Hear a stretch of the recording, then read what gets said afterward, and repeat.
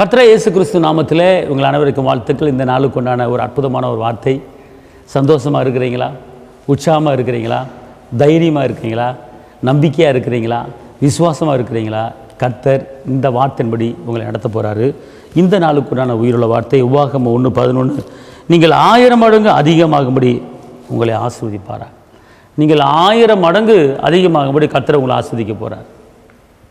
1 மடங்கள்ல, 2 மடங்கள்ல, 3 மடங்கள்ல 1000 மடங்கு உங்களை ஆஸ்வதிக்க போகிறார். கற்பத்தின் கனியை கொடுத்து ஆஸ்வதிக்க போகிறாரு.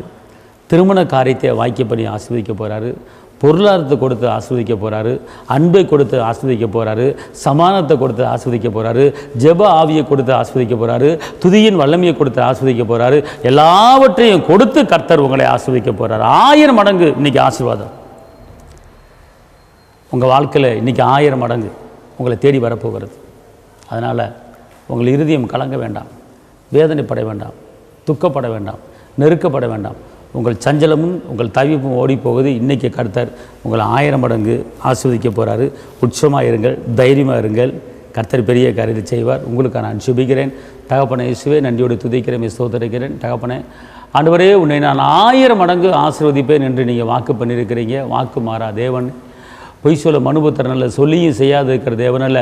நீங்கள் சொல்ல ஆகும், நீங்கள் கட்டளையிட நிற்கும். இந்த நாளிலே உங்களுடைய பிள்ளைகள் எந்த காரியத்தை குறித்து எதிர்பார்த்து கொண்டு இருக்காங்களோ அந்த காரியம் தேடி வருவதாக, அந்த காரியம் கைவிடி வருவதாக இந்த மகிமையின் கிருபையின் கூட இருக்கட்டும். இரத்த கோட்டைக்குள் மறைத்துக் கொள்ளுங்கள். இயேசுவின் நாமத்தில் பிதாவே, ஆமென். கர்த்தர் உங்களை ஆசீர்வதிப்பார். ஹல்லேலூயா.